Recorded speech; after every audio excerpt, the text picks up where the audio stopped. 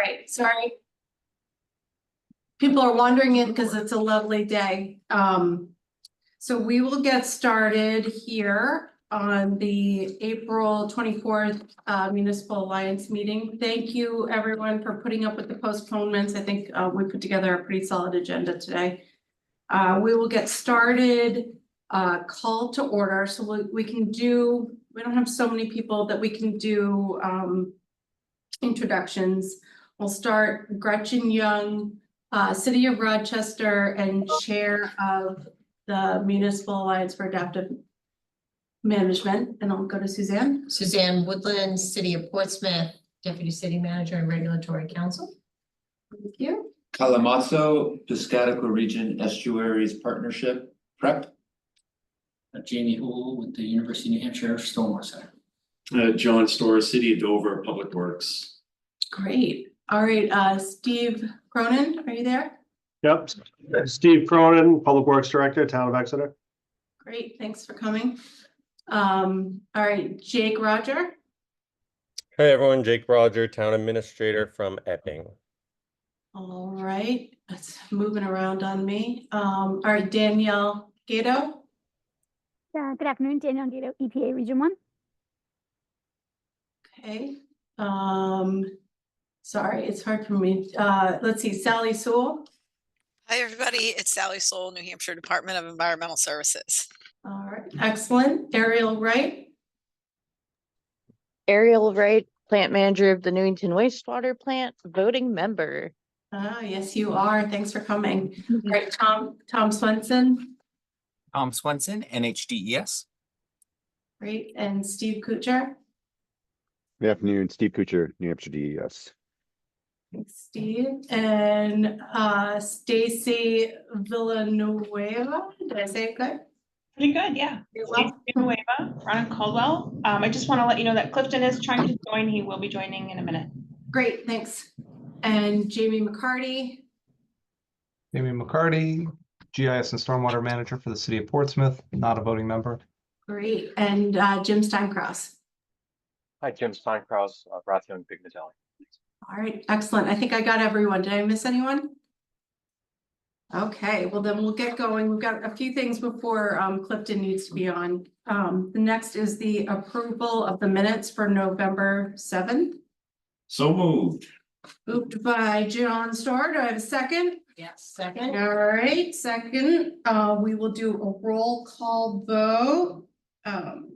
Storr, Susan Woodland. All right, Gretchen Young, aye. Suzanne? Aye. John? Aye. Jake, Roger? Sorry, aye. Aye. All right, and Ariel Wright? Aye. Oh, and Steve Cronin? Aye. All right, excellent. Moving on, we'll do election of officers. I did the current officers of mail. We should do the executive committee too. We could do it a little short about it. Yes. Yeah, I hadn't really thought Yep. about it either, but we did Oh, it a okay. year ago. So currently I am the acting chair and Suzanne Woodland is the vice chair. And the secretary is currently vacant.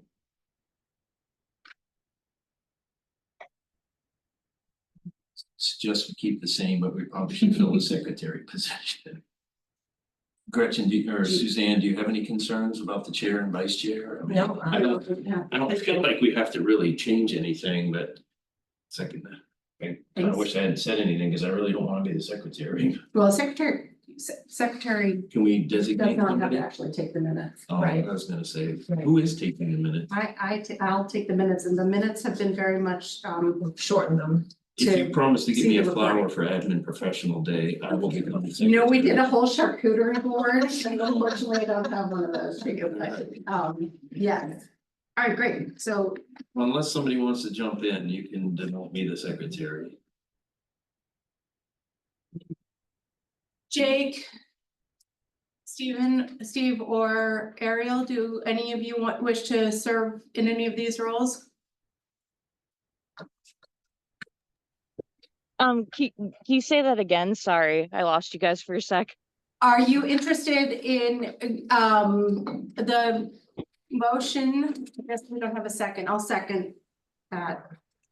Right now, the motion is for the chair and vice chair to remain the same as with Gretchen Young, myself as the chair, Suzanne Woodland as vice chair, and John Storer is offered to be the secretary.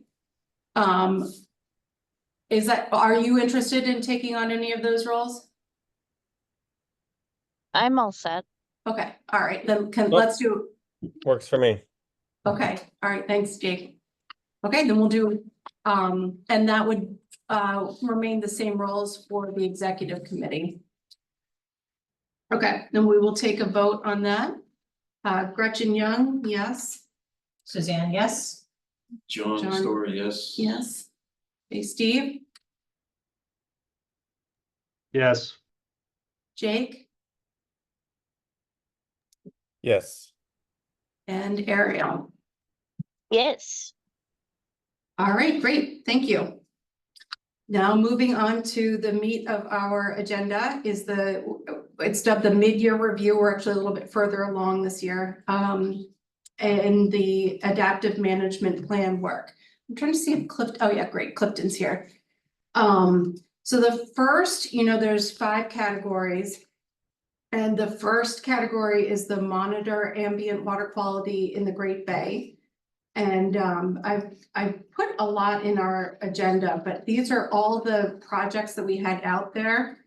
And I'm actually going to turn it over to our consultant, Clifton Bell, who's been involved in all of these projects on behalf of MAM, to give us an update. Obviously, a lot of them involved prep, and we have Kala is here to speak to some of the updates there as well. But I will turn it over to you, Clifton. All right, just in time. I was having trouble with my audio and I got it working just as I heard you saying, we'll turn it over to you, Clifton. So there you go. All right. No pressure. All right, so good afternoon, everyone. So we're going to start with giving an update, kind of a rundown on a lot of the technical monitoring scientific activities and some of the reports coming out of that that are going on. And we're going to we're going to follow the order in the agenda. And Stacy's going to start with the rundown. Then I'll talk about some interesting reports that we have in hand and in our role of technical advisor to MAM, some review comments that we have on those. Okay, so I'll go first. So this table that's in the agenda is not the full table of things that MAM has funded and has been collaborating with PrEP on. There are a lot of continuous monitoring studies that have been going on well before MAM was even involved in things like water quality and some of the seagrass monitoring. And all of those, we've been in contact with PrEP and Colin, his team, and they've been delivering the data and the reports. This table is more sort of the bigger picture, the special study type of things, and some of the ongoing studies where there's a little bit of a delay in just getting the data out there to the public, because that is sort of part of our use of the data. So this is a summary of those things that are kind of coming up this year and early next that are going to be in the data and reporting portions of those special studies and ongoing studies. I go through some of these really quickly, like the light arrays. We actually just got an email from Chris this week saying that those data are now available. So we'll be working through those. So that's a big data set. So there was just a little bit of a delay in getting that out there to all of the partners. There's a little bit of a lag, sort of a backlog on the Tier 2 seagrass monitoring reporting. And we discussed all this with Kala earlier this year, and he gave us an update on when these were coming. So those should be caught back up this year. Same with the light synthesis report. We had a draft of that and been through that once already with Kala and others. The seaweed synthesis report is also coming to us this year. That would be an analysis of all the data collected to date on seaweed stressors, but possible eelgrass stressors that have been done to date and sort of identify data gaps and next steps. There's also a shoreline hardening study where the funding was provided for that, and there was a little bit of a staffing issue, and now we're planning to have that be completed this year and then reported next. The storm add-on study as well, that one has been collected. The data has been conducted, the data are collected, and the report is pending. And the tributary discharge, same story. I think, Kala, you said you were gonna follow up with those who were working on these for a little bit of a better timeline, and we haven't been back in touch. So that's why maybe some of these have a question mark, because we weren't sure if you got a better handle on timing for the reporting on some of these. Eelgrass and oyster restoration, I didn't put that on there. No, I put that on, so that was, yeah, sorry, that was something that the MAM funded through congressional directed spending.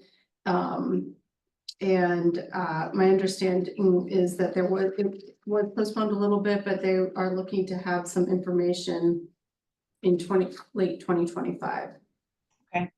Okay. And then the eelgrass resiliency project that's been going on for a while. The initial report came out, and there are further analyses that PREP will be doing this year and reporting out on sort of the long-term analysis. And then the biooptical model, we have the draft report of the first phase of that, and we're reviewing, and the next steps are already underway. So everything is moving along. Again, this is just a table of the things that are still coming our way. A lot of the other funded studies are already done, reported, and data are available. I don't want it to sound like there's a whole lot that hasn't been done, because most of the things have been done, and the water quality data and everything are available in the public data viewer. Can I ask a question? I think it's kind of to you, Kala. So typically when from the municipality, when we fund things, the consultant gives the deliverable and then we pay post deliverable. But here we've paid everything front loaded or whatever. Do you have, is the funding available to finish do you have the funds still to finish the reports and the things that you're doing? Yeah, okay. All right.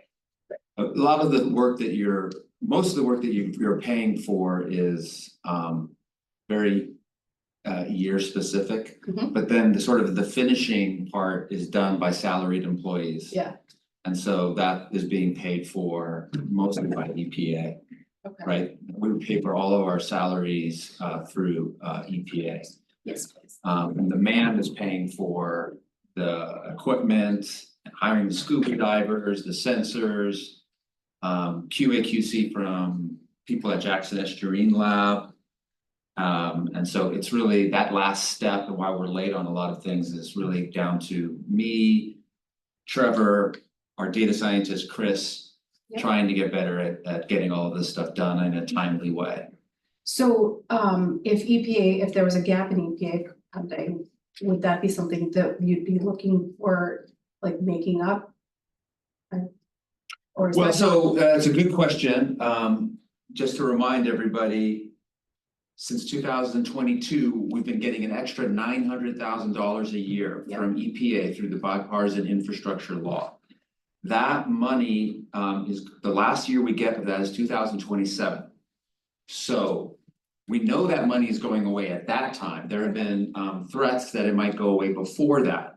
Yeah. We're planning that money will not go away before that. Okay.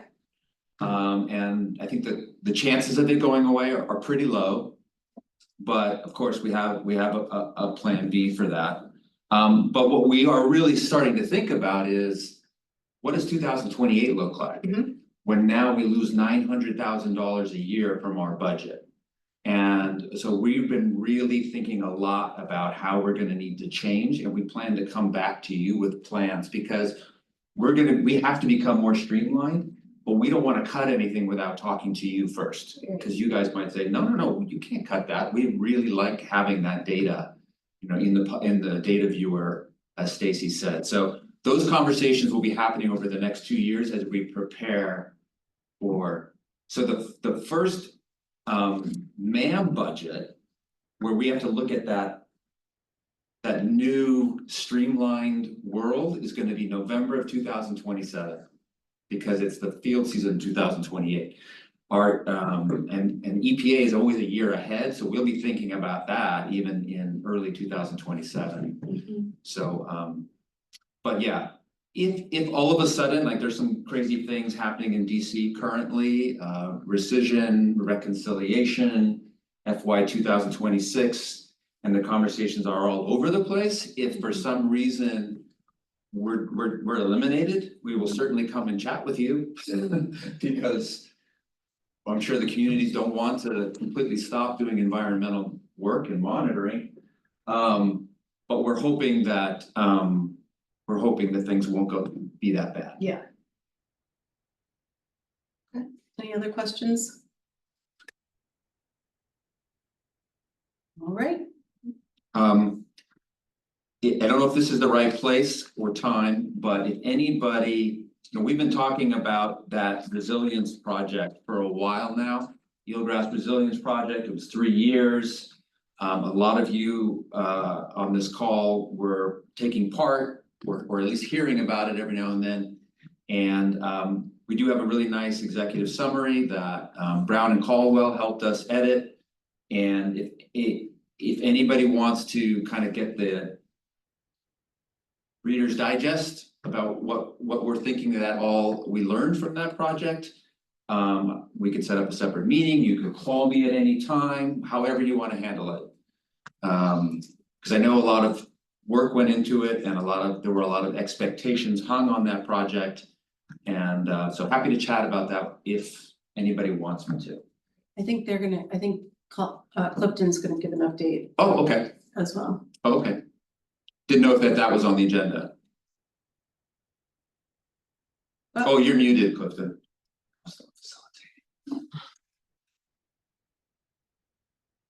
Uh-oh, All right, okay. there we go. Thank you. Yeah, is now, yeah, we were gonna talk a little bit about the biooptical model report and acknowledge the Eelgrass resiliency reports as well, just with a few comments on that. Is now an okay time to do that? Yes, please, thank you. Okay, well, in our order, I think we had the biooptical model first. And this is a project that, you know, which MAM is a major contributor, and it is a project that we're high on that we think is going to be a really valuable tool. What we have in hand is a report, I believe it was February, that gives the report. It's not the final report, but it is the report on progress to date and the preliminary results of the biooptical model development. And just to remind folks, the principal investigator is Atsushi Matsuoka at UNH with co-investigators, our own Kala and his colleague Chris Whitney. And just to remind folks what the biooptical model is and does, it's based in optical physics, but it's also partially empirical. It really helps you predict light optical parameters and ultimately light attenuation from remote sensing or satellite data, water reflectance. And the report that we have in hand talks about the preliminary model development and also the first linkage, which is from water reflectance to intermediate optical parameters, and then going forward, the model will be used all the way to predict light attenuation through the water column, which is what we care about. And the reason that we think this will be such a useful tool is that light attenuation in the water column is one of our most important variables for eelgrass survival. And this will greatly increase our predictions that we have of light availability, both in space and time, because we can, satellites, of course, give great spatial resolution.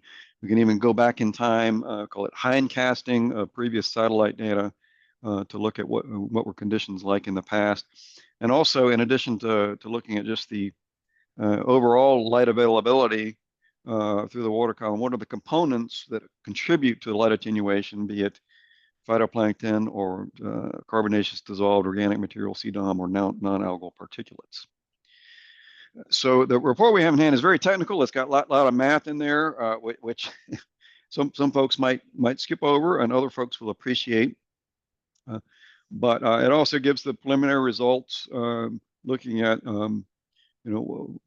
predicting light, calibrated to data over 2002 to 2024, and some early results on the relative importance of different factors contributing to light attenuation. So what Carla has asked us to do is to provide some, review the report and especially provide some feedback on the next steps, and ultimately, how should we consider how this could ultimately be applied, which might inform what we do as we complete the biooptical model. So he has not received our comments yet. I have a little preview here, but they'll be submitted tomorrow as requested. And really look forward to the discussion with the other technical advisors that are also reviewing. But we're going to have some very positive things to say. We're pleased to see this on progress, on track, and appreciate the thought that went into not only the designing this, but also reporting on it. Some of the technical issues that I think that we'll be discussing, you'll get very different results from this model depending on which wavelength you look at. If you look at a low wavelength, high wavelength, a low wavelength like on the blue range, it'll suggest that CDOM really dominates the light attenuation, along with non-algal particulates and with phytoplankton being relatively minor. And then if you look at a wavelength up in the red section, you'll get a different result with CDOM not that important, non-algal particulates very important, and chlorophyll kind of up and down. And so it does kind of lead to the question, well, kind of got different results. So what's the overall interpretation of the overall impact? And there's some precedence in the literature of using some integrated measures across different wavelengths, weighted based on what the wavelengths that eelgrass actually uses. And so I think we're going to have some suggestions on how we might be able to ultimately use the model to, rather than this wavelength, that wavelength, some sort of integrated measures, which maybe avoid some disparate interpretations based on which wavelength you look at. And also including we think it's important to include the absorbance by water, which in subwavelengths such as the red section, water itself absorbs a fair amount of light, and that needs to be included in some of the numbers that we throw out there that could be, I guess, highly, some fairly numbers of high interest to stakeholders in terms of how much we can actually improve light with different, with different knobs, say. Right. Another really interesting result of this report is a lack of correlation between total suspended solids and non-algal particulates. And we have to have a little asterisk on what we call a non-algal particulate, because it's not living algae necessarily with pigments. It's still maybe have a, and we actually believe it probably is in a lot of the system of organic or a portion of it, maybe a large portion of organic origin, which would include algae and other sources such as leaf litter from the watershed, and many other things. So caveat on non-algal there. But interesting lack of correlation between TSS and non-algal particulates. And I think that is a very interesting finding, because it gets at, what is this? What are these non-algal particulates? Why doesn't it correlate with TSS? And depending on what it is, you might have different ways to go after it, or not be able to go after it. So we're going to have a few ideas on maybe some explorations on that issue. Maybe that a few ideas, including maybe that correlation is being masked by a few things, and there are ways to tease it out. I mean, even that organic material is still suspended solids, and so we think maybe there were some correlations within subsets that we could tease out, but something for more discussion with the others. Finally, I think we're pretty much on the same page with the authors of that report on potential applications, past, present, and future hindcasting. Let's look back at the 1990s when eelgrass was at its peak. What were the light conditions then, and what were the components? And how has that changed over time? Let's look at current conditions, and let's look at management scenarios.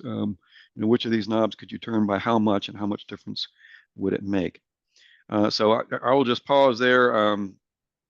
And Carl, if you've been itching to respond to anything I've said so far, feel free, but we will get more details tomorrow. No, I really appreciate your summary there, and I have nothing to add. I think it's right on the money. And I'm looking forward to getting your details. Okay. Yeah, any other questions on the biooptical model report before I just say a few things about the eelgrass resiliency project reports? So could you just clarify then timing where this sort of gathering, ma'am, or a separate technical meeting after you all have vetted and kind of chewed things over and kind of honed in on your sort of preliminary conclusions or recommendations? Is that 3 months from now or 6 months from now? I know That's a good question. we've talked about a timeline, but I know we have some report writing to do, Right. so. I can try there, Clifton, unless you want to jump in first. Yeah, I'm going to defer to you since we're just in a review stage, review role, I should say. So we're calling these like reports as if they're sort of like final, because we want to make sure that you see that what we've done with each chunk of money you've given us. But as so often happens in science, this could and will go on Yes. for a long time. Understood. The decision point for us comes back to what I discussed earlier. In 2028, we're going to have a new monitoring plan where we're more streamlined. We're reacting to the fact that we no longer have the money we have now. And so the reason why the timing is so great on this is we can decide, okay, currently we're collecting light attenuation at 10 stations monthly, which is very sort of like a snapshot once a month of light. I mean, there's so much you miss when you're doing it that way. Now we're going to have the ability, hopefully, to start using, there's there's 2 satellites every week going over. As long as it's not cloudy, we're getting so much more data. It's not going to be as accurate, but it's, the way this model looks, there could be an 80% correlation between empirical and what's modeled, which is quite high. So the decision point around all of this really has to do with what 2028 going forward looks like from a monitoring standpoint. And then in terms of doing all the hindcasting, that let's look at and find out what was going on in the 90s. That's certainly doable, but we're probably 2 or 3 years away from that. Does that help? It does. I think I'm only mindful of the duration of the current permit cycle and the regulators perhaps looking for what I call the preliminary feedback and how MAM might share where we are now versus where we hope to be and what we're learning as we go along, precisely as we look at what tools we employ for monitoring the system after 2027 money. So I don't see it as static as a step, but I was cognizant that we're getting questions, rightly, where are we? What are the next steps? Right. And assuming there's anyone left in Boston EPA, there will be conversations probably, or at least looking for information and updates from us. And we just want to make sure that we've got enough of a deliverable that recognizing it's a living, breathing, if it's done right, opportunity to take the next step or use it in the next piece. So that's all I was trying to. And I think it's just such an important discussion point that maybe we put on agenda in the future is if we can look forward and say by, when the next permit is up in 5 years, maybe a year and a half before that, we're going to want to start digging in, right? So we don't wait till the last minute. Yeah.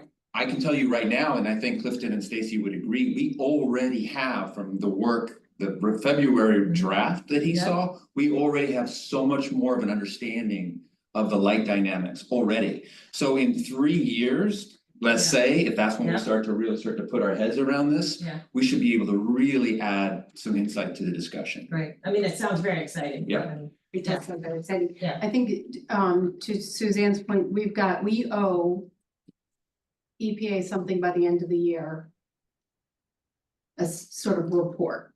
Yep. Of some sort. Okay. So, and then that needs to go to DES for some review. It doesn't have to, just has to be a yes, we understand it, no, we don't understand it. It doesn't have to be, so I'm thinking that, that would be like an October deadline to DES. So I'm just kind of walking back like when. If Brown and Caldwell, I'm not writing the very technical report. I think we would have Brown and Caldwell writing that, but just so that there's enough there that we can submit and have met the intent of the permit. And I will follow up with Clifton and Stacy offline to make sure that I'm available to help in any way you need me to. Yeah, Cool, thank you. and I think that's true for any of the outgoing, the work that I know you're working on. Part of it is we're just mindful of needing to provide other deliverables. So to the extent we even have bits and pieces that are, oh, this part is finished, or the information is available for Clifton and team to, again, help us communicate back to the regulators, the stakeholders, and others about where we've come, where we'd like to go. I think that's all, just being mindful of that. Thank you. So, but not fixed, recognizing these are Yep. dynamic. So. Great, thank you. All right, Clifton, back to you. Okay, yeah, so just and this kind of this list that we had of things that we're involved with or tracking, just want to acknowledge the receipt of the Eelgrass Resiliency Project reports, and there are two of those. The So What report, which is a higher level summary, and the technical report, which, as the name implies, is a more detailed technical report. And Carla, I understand that is there still going to be a webinar on June 5th? I think I at least saw one email of a June webinar to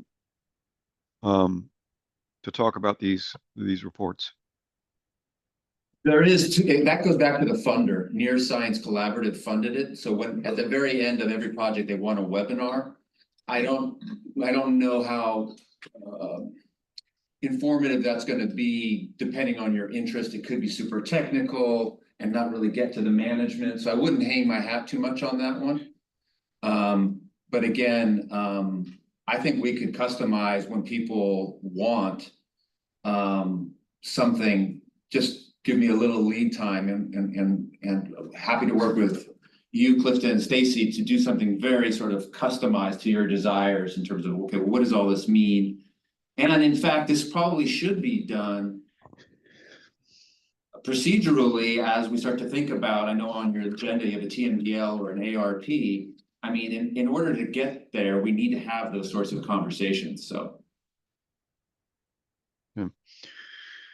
Well, so many of you, have that report, and you have the executive summary. Some of you were involved in the charrettes, so the project team communicated a lot on this project.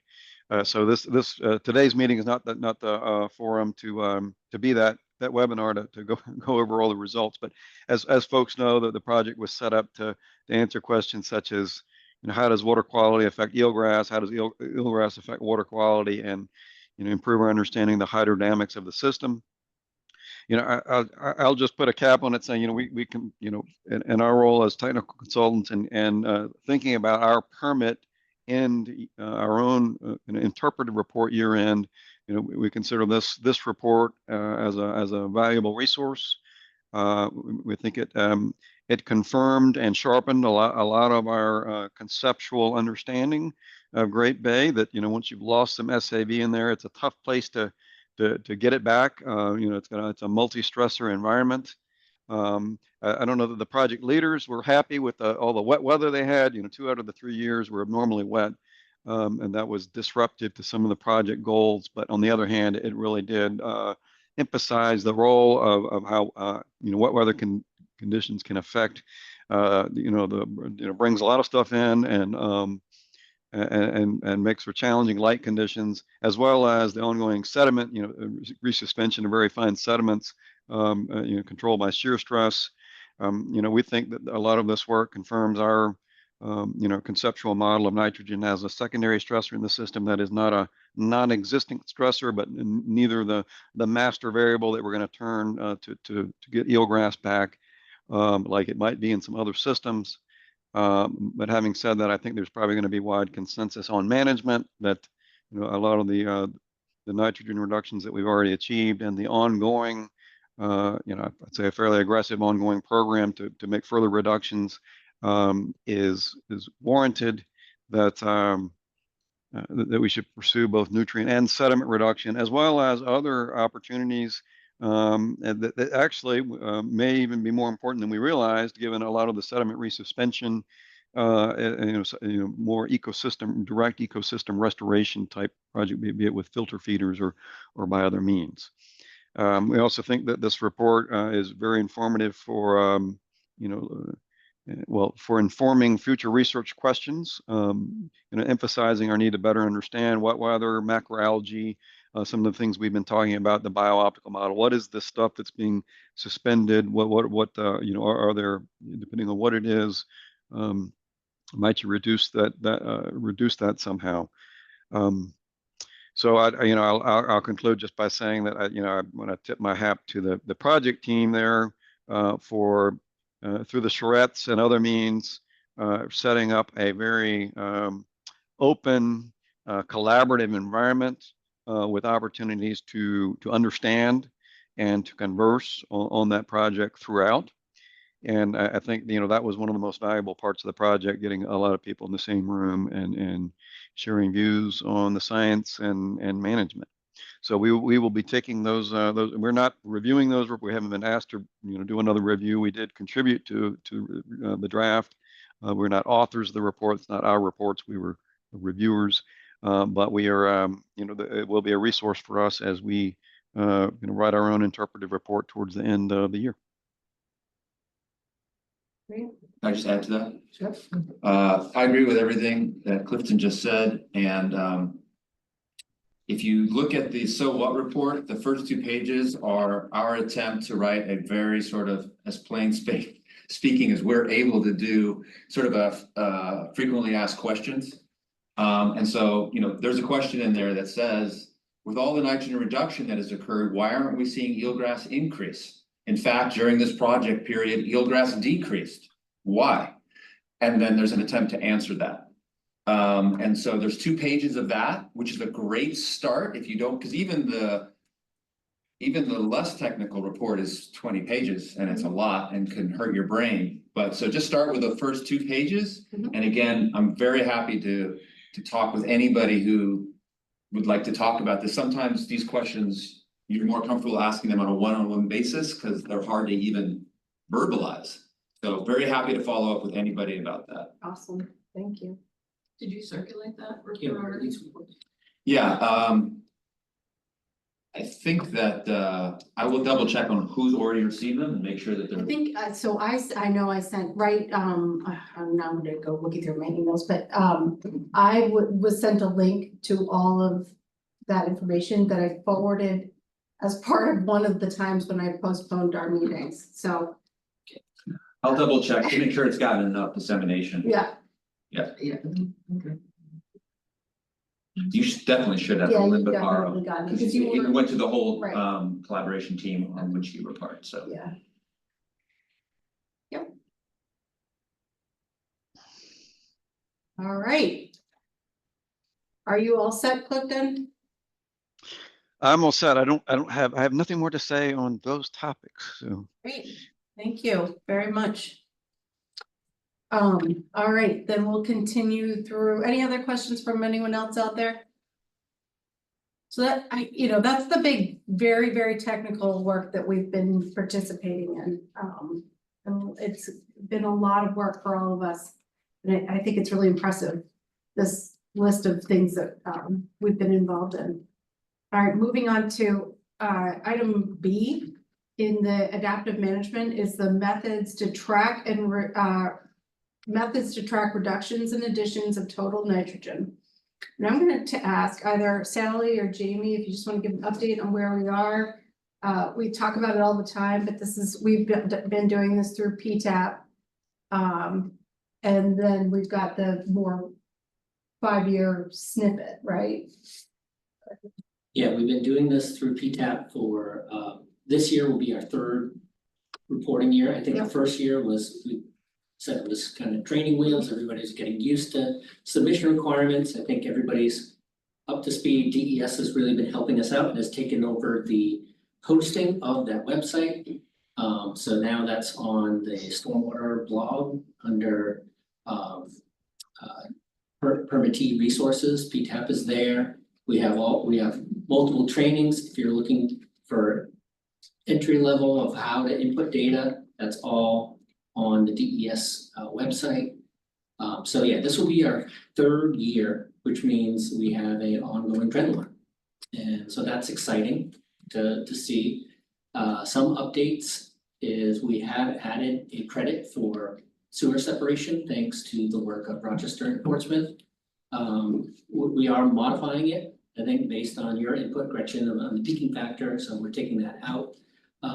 But that will be reported this year. So if you have any separation or sewer addition, sorry. So what I mean is separating point of view septic and putting it into your wastewater treatment plant, that can be credited now.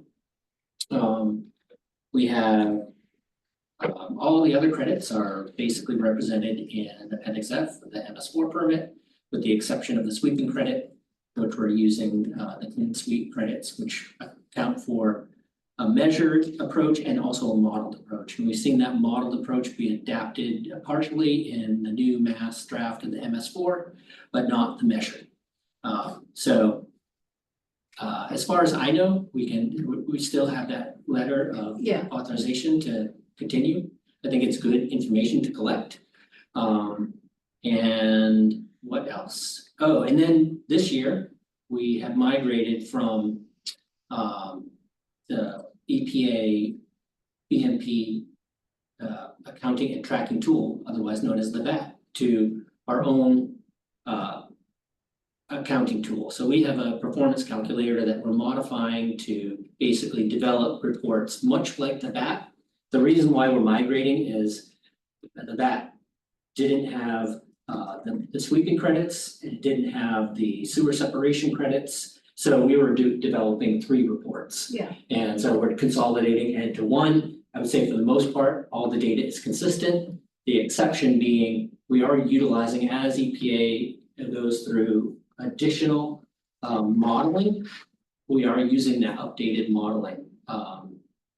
So, you know, the original 2016 VAT used, I would say 24 years of rainfall record. Those models have been updated with as much as 29 years of continuous rainfall record, all from Logan Airport, and we are utilizing that to the extent we can. We're also making modifications to the credit. We've adapted a rain barrel credit, which we're putting into PTAP. We're adapting impervious cover disconnection credits, which we're putting into PTAP. So it's all kind of evolving with the times and with the learning, I guess, that we have from our implementation efforts. So Was there, I can't remember what we were doing, but the 5-year snapshot, was there progress on like a dashboard? land use? Oh. Like land. So yeah, that was the. Sally, yeah? Tracking land use change, Yeah, I think Jamie got it for tracking land use change, the 5-year thing, Jamie.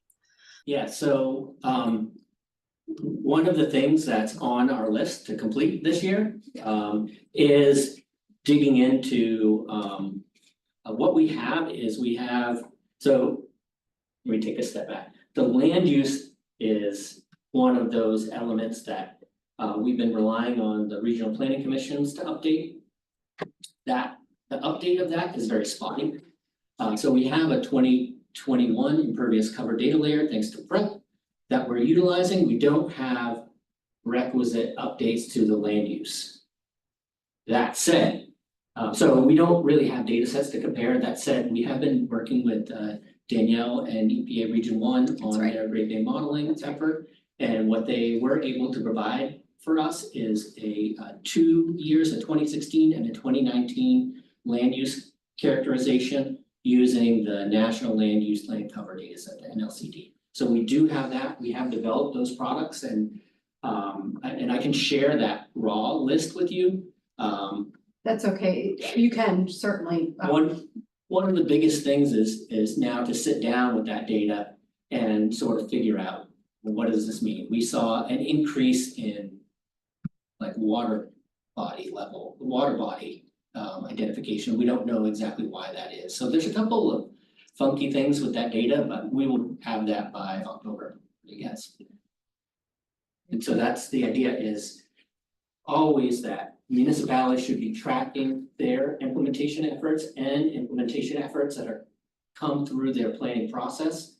But to track long-term land use changes is really, it's not economical to do that on a community by community basis. And everybody's doing it differently. It depends on what your de minimis is. So if your permitting process is triggered by 5,000 square feet of disturbance, you're tracking some developments. If yours is an acre, you're tracking different developments. So it's never going to gel. It's going to be far better to do it on a regional basis. And so that's what we're hoping by October, to have at least the preliminary report on the utility of using the NLCD, which is the NOAA National Land Use Classification, for that assessment. Excellent, thank you. All right, any other questions for Jamie and Sally? I dropped the PTAP address in the chat, so it's in there if you want to check out its new location. And thanks to Tom Swenson on the call for helping that migration to happen. Yeah, thanks, Tom. Yeah, and we really owe a debt of gratitude to DES, who have continued to support not only the development of PTAP, but they're getting other communities involved as well. So thanks to MAM for continuing to fund PTAP. Other communities are benefiting. Yes. Yep. Significantly. All the lower Merrimack Valley communities are benefiting from the resource. Cool. Yeah, All right. PTAP's really going places. So thank you, ma'am. Okay, overall source reductions, this is item number C. So we go through, this is what PTAP does, and then every year each community is kind of outlined their individual source reductions. So I'm not going to go through all of those right now. We do that annually, but I do just want to kind of highlight some of the good ones that come to mind. These are just coming to my mind. MAM communities have continued to focus on diverse initiatives intended to address water quality improvements in the Great Bay. And that includes all funding really pretty aggressively, and maybe more than I think some of us thought at the outset, different types of research. So that's not something that you can put into PTAP and get a reduction. But just a whole variety of different street sweeping, kind of looking into how that's working. We continue to work through with Great Bay 2030 on looking more at what street sweeping and particularly leaf pickup and the impacts that may come from that. Kind of goes into some of the stuff Clifton was talking about earlier with the light sources in turbidity in the water. Some other things, construction, obviously we're doing construction of non-point source BMPs as a matter of standard practice. And, just examples are we're redoing the parking lot downtown in Rochester, and it's going to have multiple large,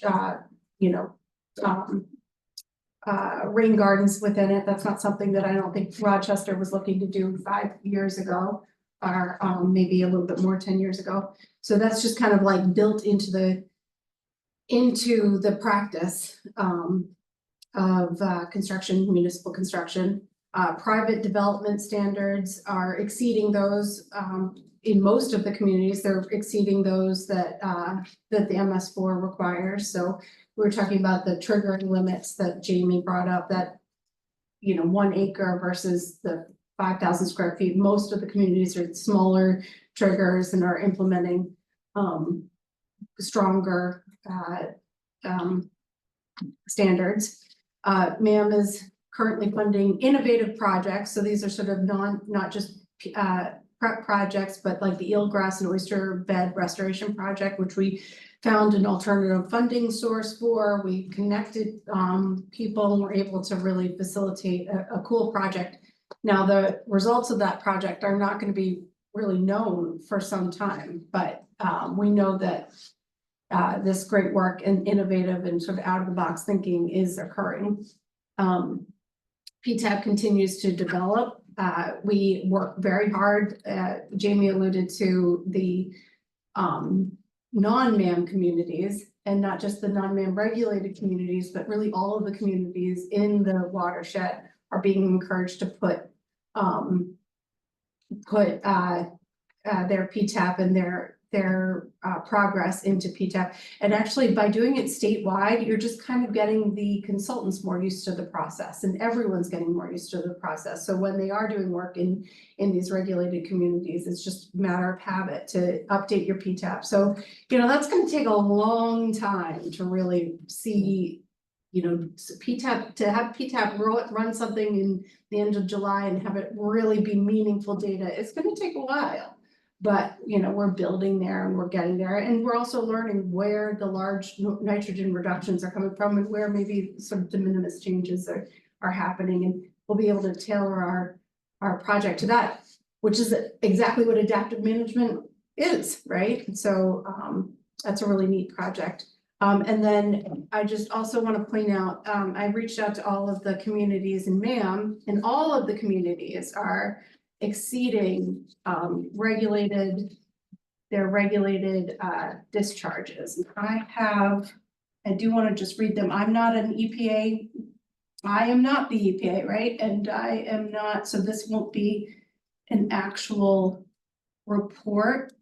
But I want to, and I thought I had printed this out, so I apologize. Just give me a second to open it up.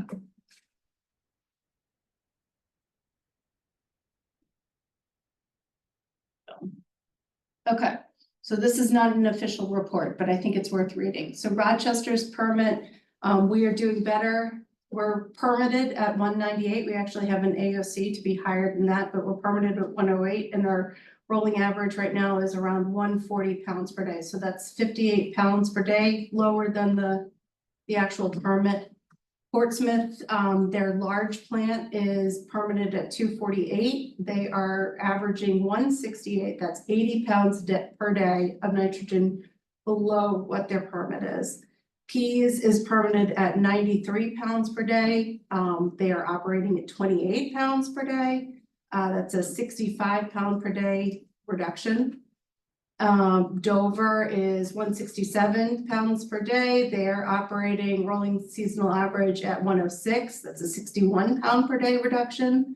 Epping is 43 pounds per day, and they're operating at 11 pounds per day. That's great. So that's a 32 pounds per day from Epping. Newington is 15 pounds per day. They're operating at 3. So they're 12 pounds per day reduction, and Exeter is 106 pounds per day, and their rolling seasonal average is 49. That is a 57 pounds per day reduction.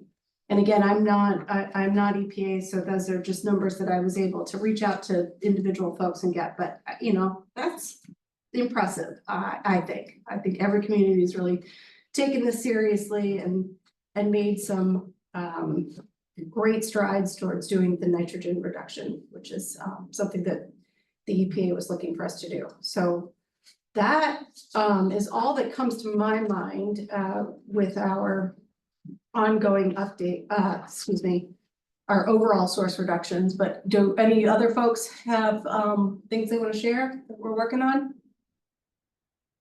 Just one thing from Dover, it kind of highlights how expensive it is to run a municipal sewer system. We didn't have to build a big treatment plant like Suzanne but just two projects to convey and treat what we have. One of our big pump stations, we're undergoing a $9 million renovation to overhaul that, to make sure we never have any wet weather overflows.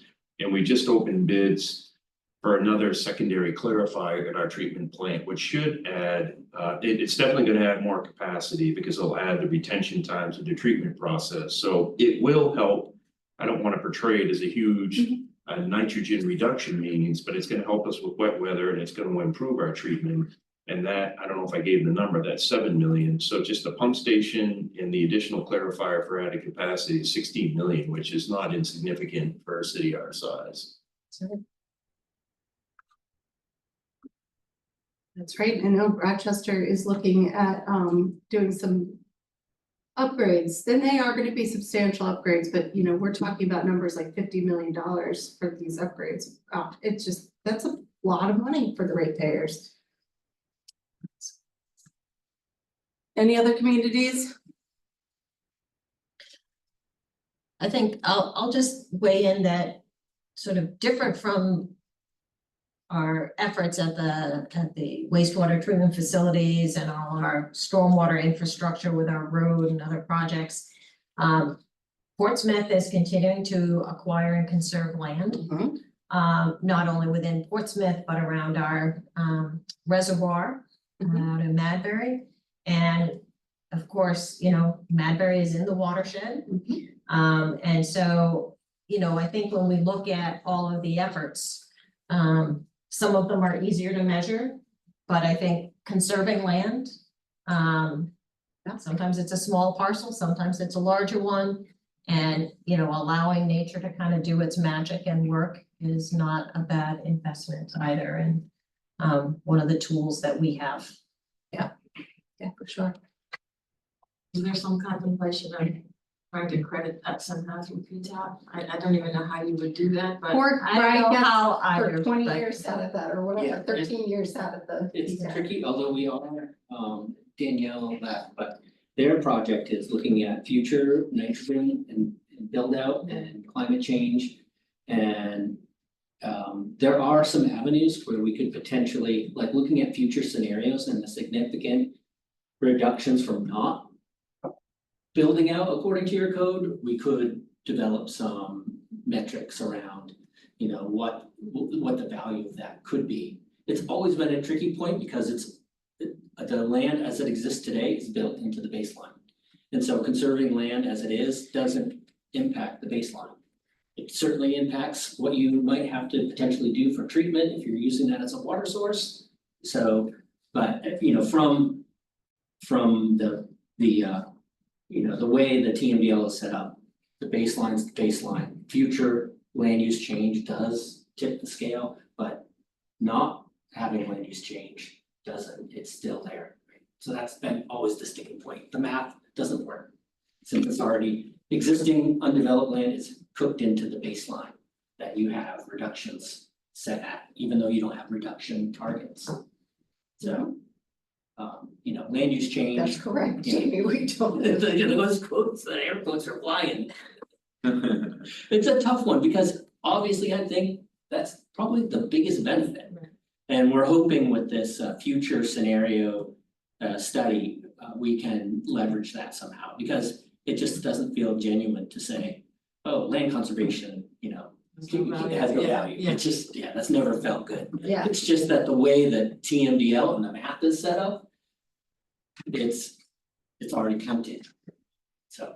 And I think that's kind of the value of having the flexibility under the Yeah, that's permit, because we may not be able to quantify it, but we can at least acknowledge and talk about it. And, you know, things will change, but I think there is so much value in kind of looking at those other pieces that are hard to measure and deliver many other benefits beyond the limited one that we look for That's under the right. permit. And yeah, That's right. looking more that holistic approach. You know, and I think looking back, just to reflect on things, I think just, I consider myself an operator of the water and sewer systems. We focus on the mechanical systems to keep everything going, but people know it was heartbreaking when Gretchen left Dover to go to Rochester, but we backfilled with tin poles from the stormwater center. And so now, whenever we do a construction project, the first thing we do is how can we make it better? Like a Right. road diet, can we narrow up the impervious area? One of the things we're doing with Tim, with his expertise, is we will build a failing of Dover not going through with the stormwater utilities to monitor all the BMPs, but we're going to try to go around and start assessing everything we have. And can we go back in and rehab and overhaul? And I don't know if this is the right term to use, but some of our sedimentation ponds need to be dredged out and get restored so they can capture everything they were intended to do. So Tim is diving into that, and we're even trying to broach public-private partnerships. There are some private developments that come to us with volume issues where they have flooding. So we'll be happy to work with you and try to find a way that we can help attenuate some of the volume, but we've got to provide treatment. So it has really changed our entire thought process, how we're tackling projects, and it wasn't like this 5, 10 years ago. Yeah. I'll just add, traveling throughout New England as much as I do, and I've been working more in Massachusetts because of their phosphorus control plans, and one of their problems is the communities don't work together. So having this kind of collaboration is, I've always felt it's exceptional, and I'm glad to see it pay dividends. Okay. All right, well then, on from overall source reduction, but great conversation. All right, process for comprehensively evaluating significant scientific and methodological issues. And we talked a bit about this at the beginning. A lot of the work that we've been doing with PREP and with Brown and Caldwell. Brown and Caldwell kind of went through a lot of the work that we've done. Ultimately, data collection, I'm just going to read a bit from our adaptive management plan, but data collection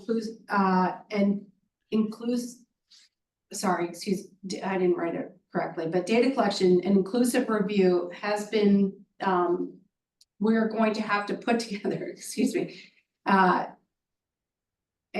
a submission of a report to EPA prior to the end of this permit term, and DES will be provided the opportunity to review prior to submission to the EPA. So Brown and Caldwell will help us, and we'll probably have 1 or 2 meetings between now, maybe additional meetings as we go through the summer and fall, outlining what that report is going to look like and seeing what that submission is going to look like.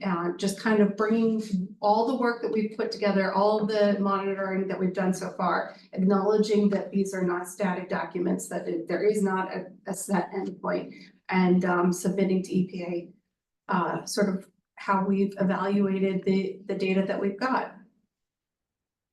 Any questions on that? Sorry, I didn't speak quite right. And then E is the timeline for completing the TMDL or ARP. And right now, as we are right now, the idea would be at the end of the next 5-year permit term. But ultimately, any sort of regulation like that would be spearheaded by DES. And I don't know if anyone from DES has an update on your thinking. Steve or Sally? I don't, sorry, Gretchen. Oh, that's okay. I can try to run one down. I don't know, Steve, That's do you okay. have anything? No update. Yeah, that's perfect. Okay. I can just say that I've been chatting, Steve, I've been chatting with Harvey. Mhm. He'd be the right person to talk to in your shop, is that right? Yes, it would be Harvey. Yeah, and so I've been Yes. chatting with Yeah. Harvey and Nathan Sheehan from EPA. Just about, things we want to make sure we do right. It's not really PREP's bailiwick because we're non-regulatory, but because we're going to be providing a lot of the science and maybe some of the interpretation. We have to have that connection. And so, and think a lot about collaborative processes. So I've been chatting a little bit with Harvey and Nathan about it. But, looking at other models across the country where this kind of thing is handled and with, as much legitimacy as possible so that there's as less fighting as possible. So we're chatting about it, but that's about as far as we've gotten. Well, I hope that will be, DS is leading. I hope that the approach, the timeline will be a collaborative decision, with all the partners. But, part of this year-end report, I think, will be, making a case for an approach. And the folks are probably aware that in the adaptive management plan, I think it's section E, there's already a tentative timeline or suggested timeline, looking ahead to the next permit limit for developing a TMDL, or what I think is more likely to be, or at least, from our recommendation standpoint, an advanced restoration plan to be developed during the next permit term. So that's already addressed, and that's the kind of thing that I think we'll address further in this year-end report that will be subject to review by DS and others.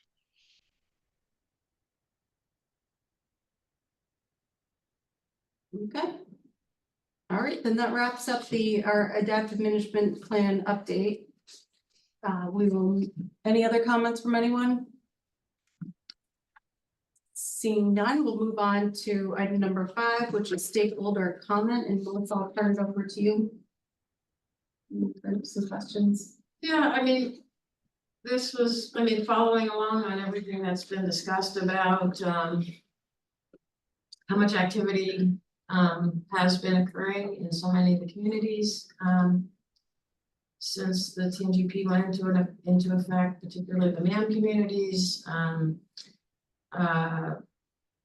and the obviously the co-benefits of the focus on nitrogen with sediment reduction and so on. So I don't raise this question to in any way kind of minimize the magnitude of the effort and the seriousness with which the communities have been leaning into this work. But when I was, kind of really digging into the adaptive management plan, just kind of blank. I, was just sort of going through the PTAP, which, how marvelous that we can actually kind of measure at least some of the activity, and come up with some numbers. But again, I recognize that they're very incomplete because there's so many activities that are underway that don't have that for which there is no measurement equation. There's 5 communities that are participating in MAM and for which we don't have any idea really what level of activity they're undertaking and what kind of load reductions they're making. But so with all those caveats, I just kind of did a little scratch, and I'm no engineer. But I came up with, it was like 10.6 thousand pounds per year over a 2-year period. So I'm saying, that's about 5,300 pounds per year, at least of the things that have been reported through PTAP. And then I kind of compared that with the spreadsheet that had been in the draft TNGP. It was not included in the final TNGP, but that glorious spreadsheet, I think Dan Arsenal and others put together, that showed, point source and non-point source loads and how to get to what, this is a whole other discussion, but a very disputable target, but let's just call it 100 kilograms per hectare per year. I know there's lots of differing opinions about that anyway, but that called for a 755 pound per day non-point source load reduction to get to that over a 20-year period, so 4 permit periods. And so I just trying to sort of spitball, like, are we even in the remote neighborhood? And I think the answer to the question is no. Seems to be like no, but then the big what you outlined, Gretchen, as the exceedances, the overperformance, if you will, on the point source side from so many communities, far outperforming their point source effluent limits is where that delta, is really being made up. So I just kind of dump all this sort of back of the envelope kind of thinking, and again, very imperfect and not intended to be highly quantitative, but just to sort of, for my own thinking, like, are we even in the ballpark, you know? And this is just on performance, not on ecosystem response. That's, you know, what you're all doing with these incredible investments in assessment and science and modeling and so on. So that's just kind of my brain dump for the meeting, and so thinking, well, we're gonna be looking at renewal if there's an EPA to renew such things in a year, you know, so it's sort of maybe time. And I know I'm sure everybody is having these same thoughts, but I just thought I would share mine. Okay. Can I follow up as a stakeholder? 100%. Yeah, so this is just me wearing like Yeah. stakeholder hat, I guess. Preps hat, but not as my usual. Yeah.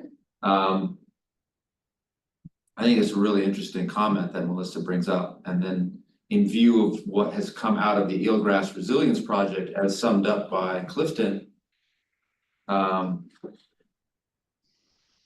You know, based on my understanding of all of that right now, you know, it would be a mistake to only concentrate on nitrogen, right?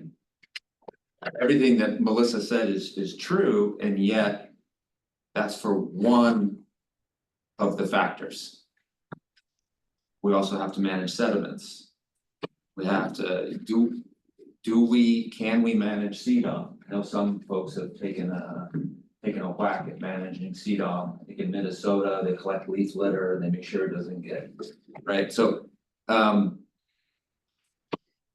not to further complicate what was already an intimidating comment coming from Melissa, but it's sort of like, you know, if we're gonna ask these hard questions, let's ask them holistically. Mm-hmm. Because we can't get out of this by only going after nitrogen. Mm-hmm. Nitrogen, we can't get out of it by ignoring nitrogen, but we can't only go after nitrogen. And in many cases, there are things that we can do that will tackle multiple stressors at once. Mm-hmm. So thanks, Melissa, for your comment. Yeah, you know, I have the opportunity to work on, the privilege to work on a lot of programs around the country, you know, high profile watershed management programs around the country, and the pace of the non-point source side of it is often a bit frustrating. I think that the you know, I think the numbers you're throwing out to me sound really impressive compared with others. You know, the 10,000 pounds or whatever. It represents a lot of effort, and it's money, right? But if you look at the Chesapeake Bay TMDL, for example, they had set a goal of attaining the TMDL completely in 2025. And of course, the point sources were leading. They did the reductions, they did the plants, many of them design capacity. They were kind of accounting for other sectors. And the non-point source slide is just, you know, it's the scale of the problem. You're dealing with just you know, big areas of land. One particular project can be expensive, but it tends to address a parcel. And so non-point source reduction does tend to be on a multi-decade scale, and I've never seen it really be otherwise. But you know, having said that, there are ways to accelerate it that require usually, you know, external funding sources to make it happen, because communities can only pay so much. I think we also maybe could get some faster ecosystem responses from, you know, focused projects in particular areas, or even some of our ecosystem restoration. You know, oyster restoration is the big one I'm thinking about, that others probably know more about how that might work or not. But in terms of, you know, kind of a project that might give a quicker bang for the buck sooner.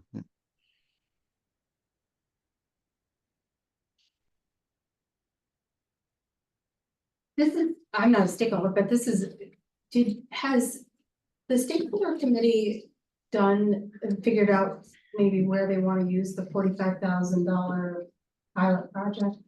Well, the answer is no, but I'm actually jumping on a call at 3-ish, to discuss, something along the oyster restoration idea, which, you know,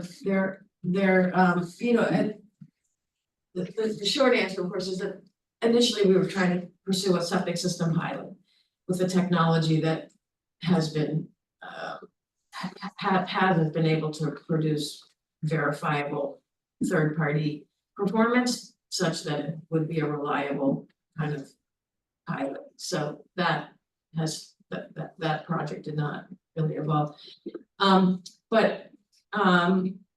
There's a lot of interest in, and was just an excellent sort of workshop on that was spearheaded by Gibner and TNC on how to accelerate oyster aquaculture and oyster restoration activities in the Great Bay. And there's a whole suite of recommendations and priorities that kind of have emerged from that effort. And I would love to see something emerge from that could really dovetail with MAM, and particularly as you point out, Clifton, you know, activities that may be producing multiple benefits in maybe a more significant way than some of the other kind of BMPs and others that have been that are also underway. So anyway, the answer is it's still on my mind, and I'd love to try to bring something forward.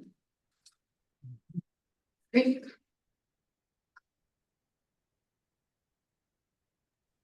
Yeah, Melissa, you bring up good questions. I don't have any great answers except, you know, I think you know, as I'm purely just wearing my chair of the MAM hat, we've submitted everything to the EPA. We haven't really gotten any negative feedback.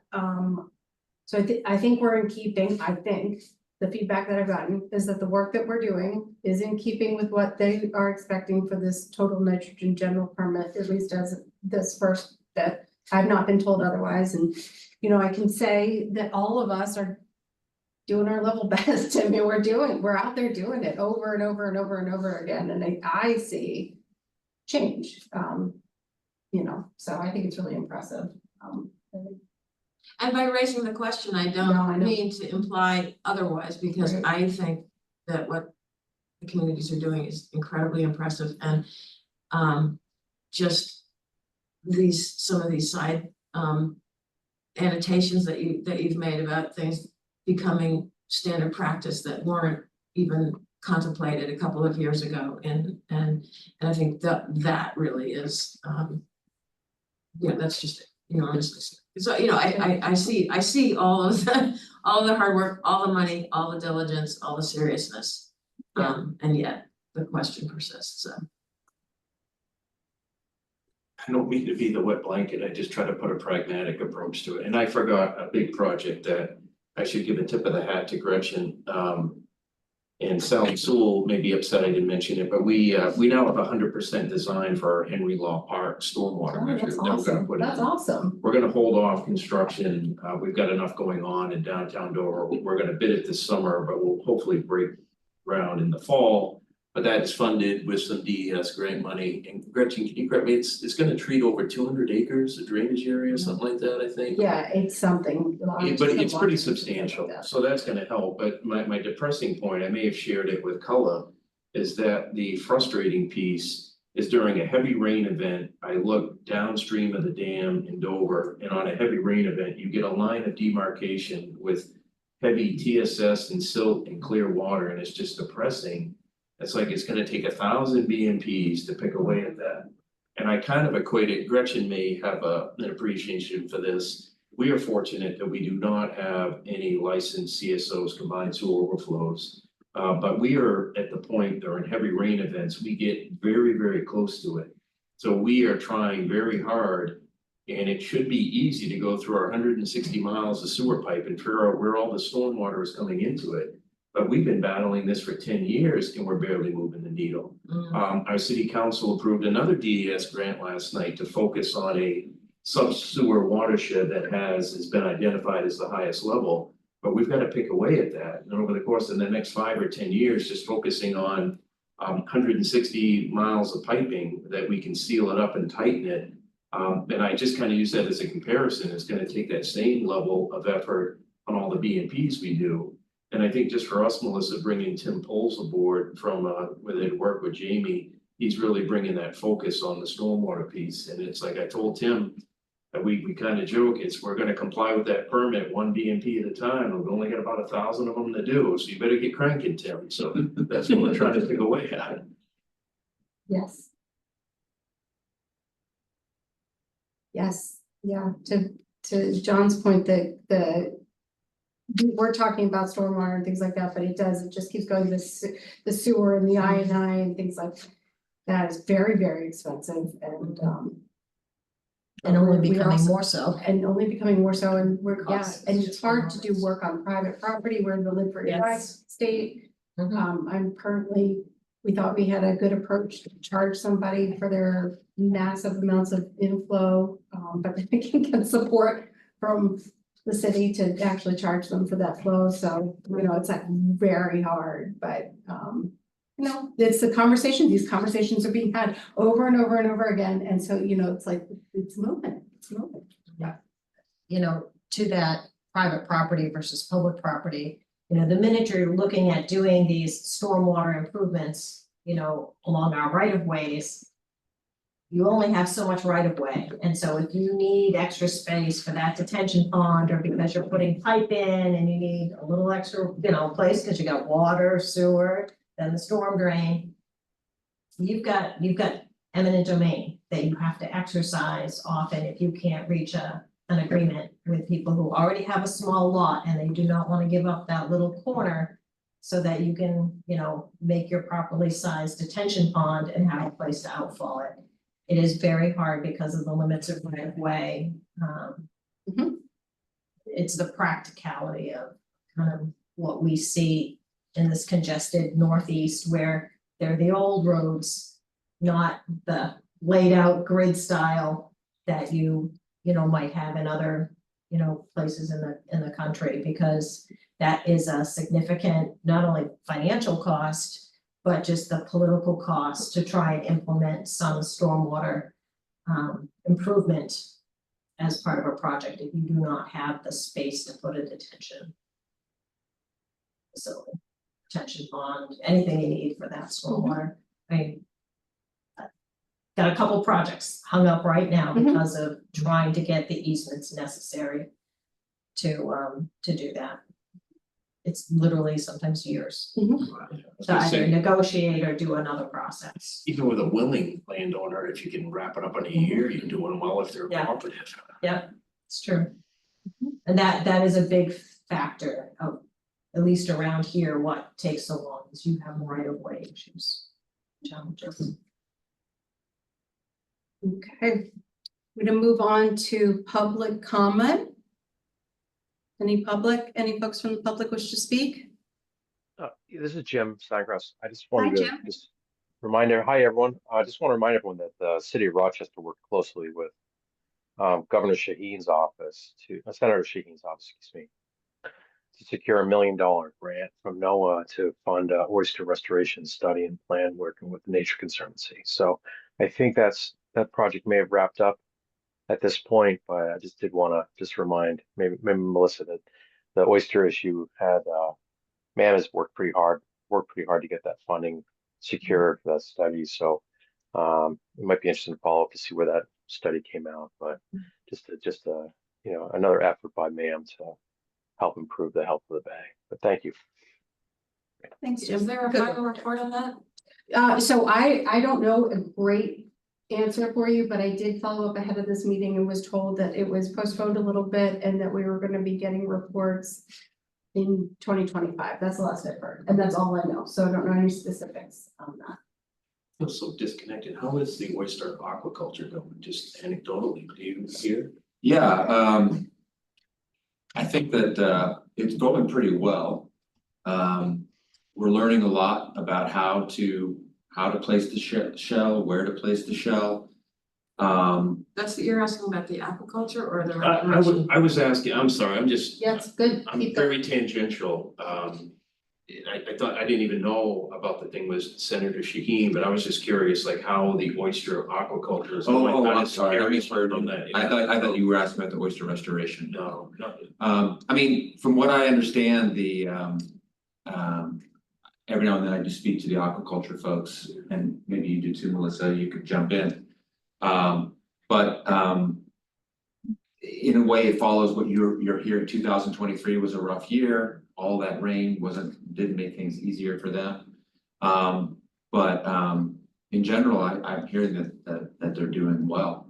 And things are gonna get better for them soon because of the improvements that Portsmouth has made. I pulled up that email and was debating what to say. Yeah, Go because for it. once Portsmouth made their improvements to the plant, they worked really closely with Chris Nash from the DES Shellfish to say, okay, are we seeing less occurrence of viruses now? Because when the viruses get too high, they have to do these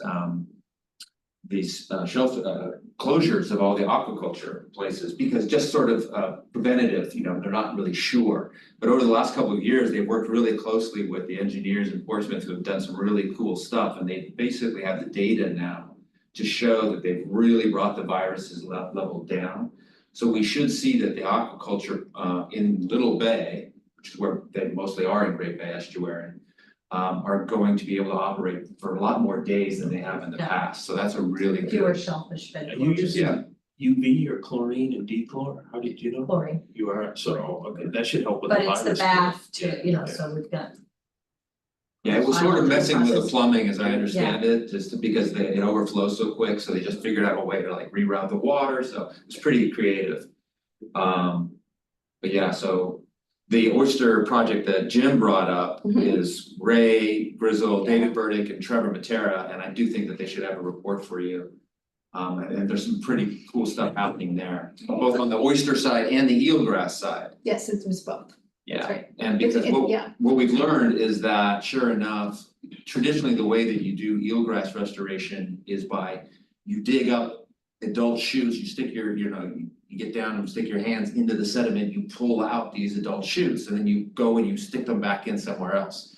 But over the last 10-15 years, people have really experimented a lot more with just using seed. You just drop the seeds you can drop them over the side of the boat, and they just float down. And we wanted to find out, boy, if that works here, that's gonna make things a lot easier. We don't have to rip up good plants. And using some of the funds from this project, what they've seen is that it's really working well and will be much, much more cost effective. Eelgrass restoration is always really hard, and the success rate is not fantastic compared with other types of restoration. But if you're going to do it, what this project has shown is that seed base is probably gonna be the way to go, and it's gonna be more cost effective.